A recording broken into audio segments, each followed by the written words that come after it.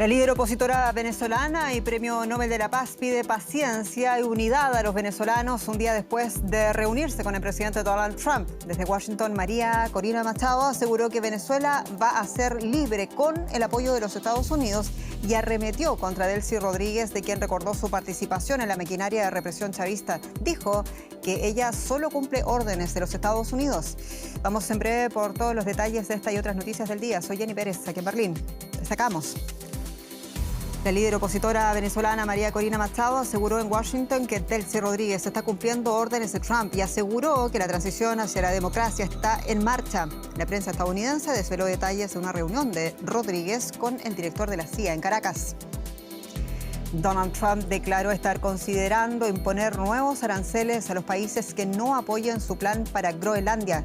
Trump culpa a Dinamarca de desatender la seguridad de las rutas marítimas árticas frente a China y Rusia. Varios países europeos cerraron filas en torno a la soberanía de la isla ártica. Y Estados Unidos reforzará su presencia militar en Oriente Medio. Informes no confirmados indican que un portaaviones y otras embarcaciones estadounidenses se dirigen al Golfo Pérsico en medio de las tensiones con el régimen islámico de Irán.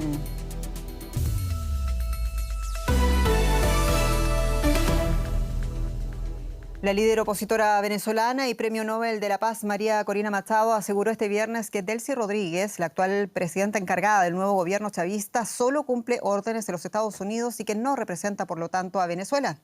En una rueda de prensa en Washington, Machado acusaba a Rodríguez de haber supervisado el proceso de represión en Venezuela mientras fue la vicepresidenta de Nicolás Maduro.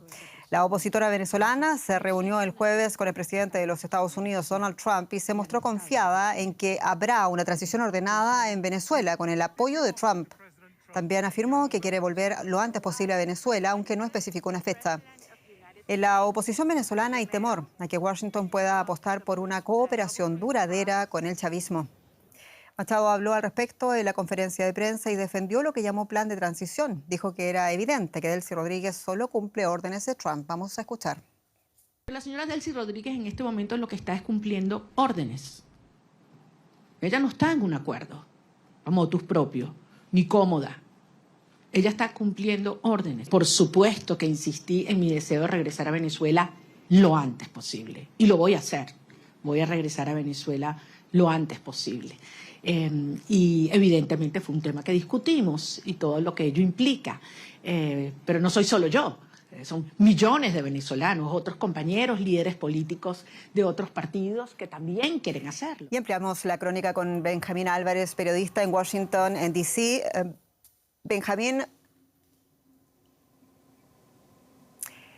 muchos saludos. Y decíamos, María Corina Machado habló a los venezolanos básicamente para decirles que todo lo que está sucediendo en Venezuela es parte del plan de transición a la democracia y dijo, escuchábamos, que Delcy Rodríguez cumple órdenes de Trump. Cuéntanos, por favor, más detalles. Así es, la líder opositora recalcó que Delcy Rodríguez no representa al pueblo de Venezuela, se mostró confiada en que habrá una transición ordenada, sin embargo también recalcó que su país, que Venezuela, está atravesando una fase compleja, reconoció que a muchos de los venezolanos les preocupa que esto no se mueva más rápido hacia esta transición y recalcó también en varias oportunidades que espera elecciones libres lo antes posible. Evadió preguntas sobre los detalles de la conversación que sostuvo con el presidente Trump y también si éste le dio algún tipo de garantía sobre una línea de tiempo, y pude preguntarle en esta sala con una docena de medios, no solo con un interés latinoamericano, sino medios internacionales, y le pude preguntar sobre esta reunión que sostuvo Delcy Rodríguez con el director de la CIA el día de ayer y si le preocupa la cercanía que la administración Trump está mostrando con Delcy Rodríguez, pero ella dice que ella solo está siguiendo órdenes, que Delcy Rodríguez está siguiendo órdenes, y destacó también María Corina Machado que si alguien sabe sobre el aparato represivo en Venezuela es ella, Delcy Rodríguez, la líder del régimen interino que tiene esta información. ¿Y qué dijo Machado sobre las propuestas concretas para la transición democrática en Venezuela? ¿Qué espera? Se refirió en la Heritage Foundation, en el instituto, un think tank conservador aquí en Washington, a las tareas inmediatas. Dijo que es importante lo antes posible desmontar lo que dijo el aparato represor que incluye la salida, la puesta en libertad de los presos políticos, también libertad de expresión, y también hizo un llamado nuevamente a los países no solo de la región, no solo en Europa, países en el mundo que no se han pronunciado, que tomen un rol más activo. Dijo que han existido 17 intentos de diálogos que no llevaron a resultados y que por ello es normal y que entiende que este sea un proceso de incertidumbre. También María Corina Machado recalcó que seguirá aquí en la capital estadounidense, en Washington, D.C., con una agenda para sumar apoyos en su lucha, no solo reuniones con la Casa Blanca, sino también como el día de ayer que vimos que se juntó con senadores de ambos partidos, el Partido Republicano y el Partido Demócrata, para juntar apoyo aquí en los Estados Unidos. Benjamín Álvarez, muchas gracias. Y naturalmente muchas reacciones en Caracas y allí tenemos a la periodista Elizabeth Hostos con los detalles. Elizabeth, muchos saludos. Y las declaraciones de María Corina Machado de Delcy Rodríguez solo está cumpliendo órdenes de Trump, así lo dijo, ¿aportan más claridad o quizás esperanza a la oposición venezolana que se comenta allá en Caracas? Gracias, Jero. Un saludo especial a ti y a tu audiencia. Sí, en efecto, María Corina Machado no podría decir otra cosa sino atacar desde el punto de vista retórico a la nueva mandataria, por cuanto ella reclama un espacio con Washington en el gobierno de transición que ya está en curso. Además, María Corina Jenny reclama el reconocimiento del triunfo de Edmundo González Urrutia en las elecciones del 28 de julio de 2024 y por supuesto está presionando para que la oposición liderada por ella y por González Urrutia sea protagonista en este proceso, Jenny. Y en medio de todo esto, Elizabeth, Venezuela confirma la llegada del primer vuelo con migrantes deportados desde los Estados Unidos. ¿Qué más se sabe? Sí, trascendió que este tipo de vuelos son retomados por el gobierno de Delcy Rodríguez, serán más en los próximos días y es una continuidad a una política desarrollada por Nicolás Maduro, quien entre marzo y noviembre recibió a 14.000 venezolanos expulsados de los Estados Unidos por situación ilegal desde el punto de vista migratorio, Jenny. Así que es una continuidad y se siguen esperando más venezolanos aquí en Caracas. Muchas gracias, Elizabeth Hostos, tomando el pulso allá en Caracas. Hasta pronto. Gracias a ustedes. Hasta pronto. En décadas de chavismo son 8 millones de venezolanos que se vieron obligados a abandonar su país. Muchos de ellos esperan una apertura democrática que dé paso a la recuperación económica y que les permita finalmente regresar.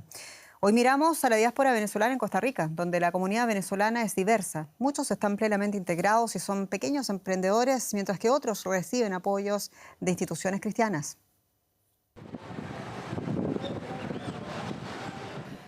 Hace 3 años, Darío llegó a Costa Rica sin saber qué comería al día siguiente. Hoy trabaja en un restaurante. Tras dejar su carrera de psicología en Venezuela, cruzó el Darién y comenzó como repartidor, recorriendo a pie hasta 6 kilómetros por pedido. Hubo días en los que pasó hambre. Me consiguió un señor que se llama Jorge y él me brindó mi primera comida. O sea, yo iba a entregar un pedido hacia Huachipelín, que queda como hacia las montañas, y llegando a ese pedido el señor me ve y hablamos un rato y me brinda mi primera comida y eso fue una cena espectacular para mí porque no tenía para comer. Darío reconstruyó su vida en Costa Rica junto a su esposa e hija. También Natalia Acevedo dejó atrás su carrera como profesora para reinventarse por completo en Costa Rica. Con perseverancia abrió su propio negocio de spa, construyendo un nuevo camino lejos de Venezuela, pero el inicio no fue fácil. Me dediqué a limpiar casas, limpiar clínicas, vender arepa, vender arroz con leche y hacer algunas otras cosas, incluso tutorías para niños, ¿verdad? Aprovechando ese tiempo hasta que me llegara mi documento formal, ¿verdad? Que era la solicitud de refugio con el permiso de trabajo y poder así buscar un trabajo más firme. ¿Cómo está usted? Bien, El padre Sergio es el fundador de las Obras del Espíritu Santo. De 2022 a 2025, esta ONG atendió a casi 70.000 venezolanos, en su mayoría personas que cruzaron el Darién a pie. Así dio apoyo a la migración venezolana más vulnerable. Una situación apocalíptica que vivieron sobre todo en el Darién, los pies de esas personas picados por un montón de situaciones y lo más doloroso cuando a las personas se le moría un ser querido, una persona se caía en grupos, eran grupos de 1000, 2000, tenía que seguir adelante. Todo el mundo le pasaba por encima. Tanto para quienes están en la informalidad como para los que se han asentado en Costa Rica, la posibilidad de un retorno cercano a Venezuela sigue siendo incierta. Para el politólogo Gustavo Arraya, Donald Trump no ha dado señales claras de una transición democrática estable. Ha sido abiertamente claro en que su interés es el interés del petróleo. No ha señalado nada en términos de la institucionalidad democrática, no ha señalado nada en términos de la libertad, no ha señalado nada en términos de la dimensión económica que queda más allá del petróleo. Mientras tanto, los venezolanos residentes en Costa Rica, como Darío y Natalí, siguen de cerca las noticias sobre su país. Costa Rica se ha convertido en el hogar para más de 21,000 venezolanos quienes se encuentran de manera regular. Ellos aportan trabajo, cultura y también esperanza, historias de fortaleza que cruzaron fronteras y hoy se escriben lejos de casa con la mirada puesta en el futuro.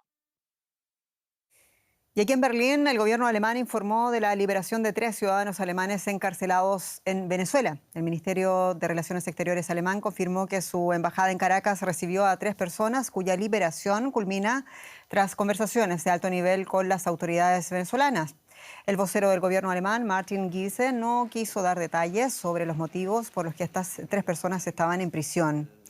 Berlín celebra que el nuevo gobierno chavista a cargo de Delcy Rodríguez esté liberando a presos políticos.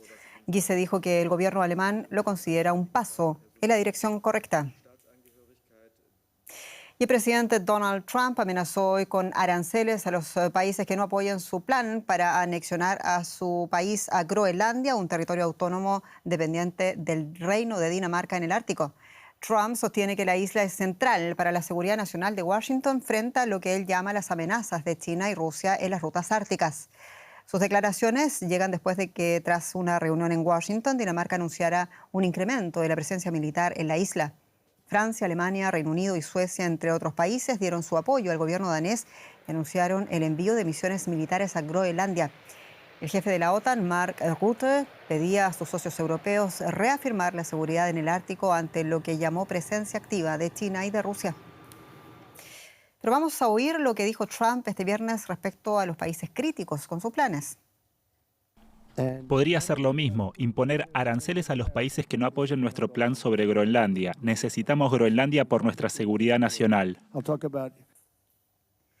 El jefe del mando del Ártico danés en este contexto anunciaba hoy que Estados Unidos fue invitado a participar en ejercicios militares en Groenlandia. Los ejercicios están a cargo de algunos países europeos que enviaron contingentes, decíamos, al territorio autónomo en una misión no oficial de la OTAN.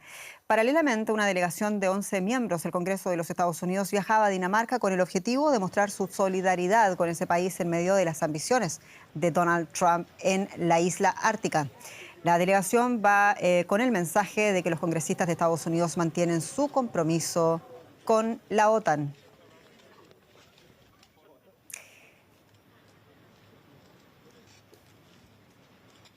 Y vamos a entender este asunto en clave económica con mi colega Andrés Blumenkrantz. ¿Qué tal, Jenny? Vamos a hablar primero del acuerdo entre la Unión Europea y el Mercosur que se firma este sábado con gran expectativa. El presidente brasileño Luis Inácio Lula da Silva y la presidenta de la Comisión Europea, Ursula von der Leyen, celebraron este viernes el acuerdo comercial que van a suscribir el sábado si todo sale bien, y parece que va a ser así finalmente Mercosur y la Unión Europea. Después de este encuentro en Río de Janeiro, von der Leyen destacó el liderazgo, el compromiso y la habilidad del presidente brasileño en las negociaciones para llegar a un acuerdo que calificó de histórico. Por su parte, Lula afirmó que fueron más de 25 años de negociaciones y de sufrimiento, pero este sábado, finalmente en Asunción, la firma del tratado dará paso a una de las mayores áreas de libre comercio del mundo.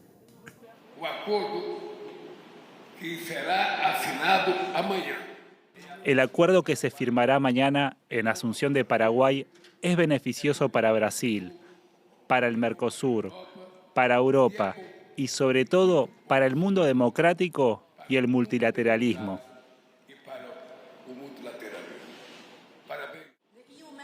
El acuerdo Unión Europea-Mercosur envía un mensaje potente.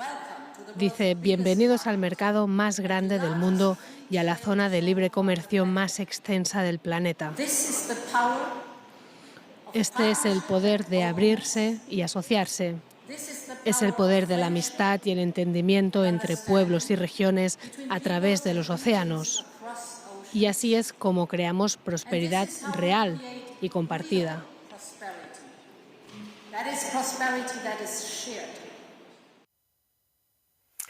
Y el presidente brasileño Lula da Silva no tiene previsto viajar a Asunción este sábado para la firma del acuerdo de libre comercio entre la Unión Europea y el Mercosur, pero recibió este viernes a la presidenta de la Comisión, Ursula von der Leyen, y de esta previa vamos a hablar ahora con el periodista Pablo Giuliano, que nos está escuchando en la ciudad de Sao Paulo. Pablo, ¿cómo estás? Bueno, según von der Leyen, Mercosur y la Unión Europea también están próximos a lograr un acuerdo sobre materias primas y minerales estratégicos como litio o tierras raras. ¿Se conocen detalles de estos planes? Fue toda una sorpresa incluir dentro del marco protocolar que le dio el gobierno brasileño esta definición, ¿no? Porque la titular de la Comisión Europea nombró al litio y al níquel y a las tierras raras como oportunidades para Europa en el continente americano, en el Mercosur. Y también tiene que ver con los proyectos de inversión que está recibiendo los países del Mercosur, que hay una competencia sobre todo entre Argentina y Brasil por atraer inversiones de minería. Y esto también interesa tanto a China como a Estados Unidos, y es por eso que la Unión Europea entra con este acuerdo de libre comercio del Mercosur a disputar estos contratos de tierras raras que son claves, como von Leyen lo ha dicho, para las nuevas tecnologías y la transición energética que está encarnando sobre todo el Brasil, ¿no? La economía más grande de América Latina. Pablo, sorprendió el anuncio de la ausencia de Lula en la firma de este acuerdo el sábado en Asunción. El gobierno brasileño dice que es porque la invitación llegó a última hora, pero Lula es parte de esta negociación de 25 años, prácticamente desde sus comienzos. ¿Cómo se está leyendo esta ausencia? Lula intentó llevarse todos los laureles en diciembre pasado, pero Macron lo ha dejado con las ganas y le ha pasado la presidencia semestral a Peña, el presidente paraguayo, que es un aliado de Donald Trump y alineado contra un rival de Lula, con el presidente argentino Javier Milei. Y el gobierno brasileño decidió rebajarle la autoridad o la representación al anuncio conjunto de la firma y prefirió hacer en Río de Janeiro este viernes, tener su propia foto entre los principales negociadores durante los últimos por lo menos 3 años, que Lula fue el que le dio mayor velocidad. También tiene que ver esto que así como la Unión Europea parece partida con muchas oposiciones a este acuerdo, el Mercosur también, si bien no en el fondo, en el aspecto protocolar de la firma de Asunción va a aparecer partido, ya que Lula será representado por su canciller Mauro Vieira. Pablo Giuliano, en Sao Paulo, gracias por estas informaciones. Muchas gracias. Más información en Deutsche Welle con Jenny Pérez. Muchas gracias. Hablamos ahora de la situación en Irán y el régimen de Irán va a caer. Esas fueron las palabras de Reza Pahlavi, hijo en el exilio del último Shah de Irán, quien habló hoy en Washington. Pahlavi dijo: el mundo democrático debe actuar ahora para lograr el colapso total del régimen islámico, y expuso sus planes para un Irán libre. El país persa ha vivido una ola de protestas, la peor desde el año 2022, y una brutal represión que, según ONG, se saldó con miles de muertos y decenas de miles de detenidos. Pahlavi pidió directamente la intervención de Trump para que detenga la masacre de civiles iraníes. Ali Khamenei y sus matones han perpetrado crímenes masivos contra el pueblo iraní y contra toda la humanidad. Al igual que otras tiranías, la República Islámica caerá. La cuestión no es si ocurrirá, sino cuándo. Y a pesar de las mentiras que ustedes han venido escuchando del régimen, la matanza y el derramamiento de sangre no han cesado. Mis valientes compatriotas siguen resistiendo con sus cuerpos destrozados, pero con una voluntad inquebrantable, y necesitan urgentemente de su ayuda. Pero no se equivoquen, La República Islámica está al borde del colapso. Y en el intertanto, Estados Unidos está reforzando su presencia militar en Oriente Medio con el envío de un portaaviones a la región, así lo informan medios estadounidenses, aunque el Pentágono hasta ahora no ha confirmado el despliegue. El USA Abraham Lincoln y varios buques que lo acompañan partieron desde el sudeste asiático, donde estaban estacionados en el mar de China Meridional. Y entre sus posibles destinos figuran el mar Mediterráneo o el Golfo Pérsico. Si se confirma la llegada del portaaviones, aumentarían entonces las opciones militares de la administración Trump en caso de un eventual ataque al régimen islámico de Irán. Hoy el operador aéreo europeo advirtió a las aerolíneas que no operen en el espacio aéreo iraní. Organizaciones de derechos humanos denuncian que la brutal ola de represión dejó miles de manifestantes asesinados y que más de 10.000 arrestados podrían enfrentar la pena capital. Es pleno invierno en el hemisferio norte y lo sabe muy bien Ucrania. Los ataques rusos contra la infraestructura energética ucraniana han sumido a millones en la oscuridad, el frío y la escasez de agua. La población debe enfrentarse a ataques constantes con temperaturas de 10 grados bajo cero. Hay en este punto una oportunidad para una salida política. La embajadora estadounidense en Kiev dice que sí. Anunció hoy que delegaciones de Ucrania y los Estados Unidos van a sostener conversaciones nuevas en Miami mañana sábado. Estos caños llevan agua caliente a los sistemas de calefacción de Kiev, pero los ataques rusos los están destruyendo. Sin electricidad, las bombas dejan de funcionar y no se puede calentar el agua. Durante los apagones, la temperatura del agua de las tuberías cambia, corroyendo el metal, lo que aumenta las roturas. Los trabajadores están las 24 horas a la intemperie, intentando reparar los daños. No hay que motivar a los trabajadores, conocen bien la situación y hacen todo lo necesario para restablecer el servicio lo antes posible y que vuelva a haber calefacción. Pero están librando una batalla perdida para arreglar la calefacción. Muchos de los 3,5 millones de habitantes de Kiev están atrapados en el frío. Y los apagones están afectando a casi todo el mundo, especialmente a los más vulnerables. Tras el gran ataque del 8 de enero, esta residencia de ancianos en la capital se quedó sin electricidad y calefacción. El problema solo pudo resolverse parcialmente. Están utilizando unidades de calefacción portátil para calentar los edificios que quedan. El alcalde Vitaly Klitschko inspecciona el lugar. La ciudad desplegó más de 70 generadores como este para centros comunitarios y de atención, un número muy bajo vista la situación general en la capital. Tenemos un enorme déficit de electricidad y calefacción.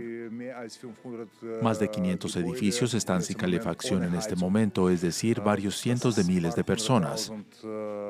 Estamos luchando y haciendo todo lo posible para restablecer la calefacción y los servicios a la población. A principios de este invierno, el alcalde Klitschko recomendó a los habitantes de Kiev que abandonaran la ciudad por un tiempo. Sugerencia que le trajo críticas del presidente Zelensky, quien dijo que tal vez el alcalde no se había preparado adecuadamente para el frío. Durante esta crisis, el gobierno ucraniano ha estado semanas sin ministro de Energía, una situación ideal para las diferencias políticas.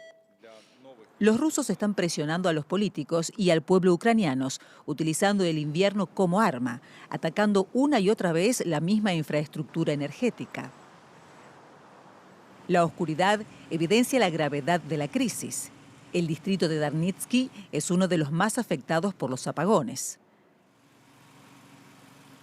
Esto es un puesto de emergencia gestionado por la ciudad que ofrece la posibilidad de calentarse y utilizar electricidad. Anastasia llegó aquí con su hija Estefanía, de 20 meses, que tiene bronquitis.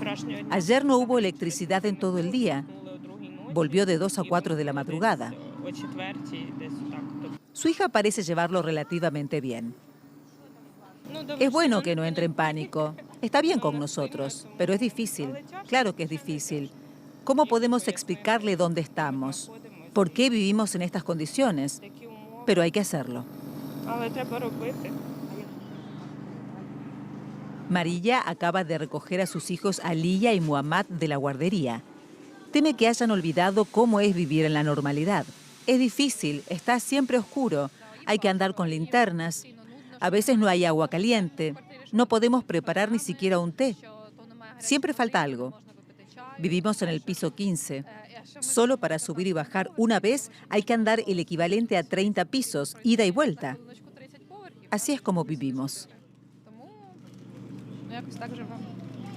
Las autoridades ucranianas contabilizaron más de 250 casos de ataques rusos contra infraestructuras energéticas y de calefacción desde el pasado octubre. Y se esperan más en los próximos días. Y en otras noticias internacionales, un tribunal surcoreano condenó al expresidente Yoon Suk-yeol a 5 años de prisión. Es la primera de una posible serie de sentencias relacionadas con la declaración de ley marcial que el expresidente emitiera a finales del año 2024. El juez de este caso halló a Yoon culpable de varios cargos, y entre ellos obstrucción a la justicia y falsificación de documentos oficiales. Este fue el primero de 8 juicios relacionados con su decreto de ley marcial que sumó al país en el caos. El cargo más grave es el de insurrección, por el que Yoon podía enfrentarse a la pena de muerte. Y más noticias a continuación. Más de 30 ONGs venezolanas y españolas denunciaron los abusos contra opositores y activistas de derechos humanos en Venezuela en momentos en que el chavismo quiere relanzar sus relaciones internacionales tras la captura de Nicolás Maduro. Las organizaciones exigen el cierre de centros de detención y el acceso a otras cárceles para verificar la situación de los presos. En Alemania empezó el juicio contra un afgano de 24 años acusado de arrollar a una multitud durante una manifestación en Múnich en febrero del año pasado. Actuó por motivos religiosos, según la fiscalía. Una mujer y su hija murieron y otras 44 personas resultaron heridas. El sospechoso llegó a Alemania en 2016 y permaneció en el país tras rechazarse su solicitud de asilo. Y tras semanas de fuertes lluvias de Mozambique, más de 100 personas murieron y otras 230.000 se vieron afectadas por inundaciones. El temporal afectó también a otros países del sur de África, que se encuentra en el punto álgido de la temporada de lluvias. Madagascar, Sudáfrica y Zimbabue informaron de decenas de muertos por aluvianes que comenzaron a fines de noviembre. Y solo tiempo para despedirnos y agradecerles como siempre su confianza y sintonía. Soy Jenny Pérez, esto es Deutsche Welle para ustedes desde Berlín. Hasta pronto.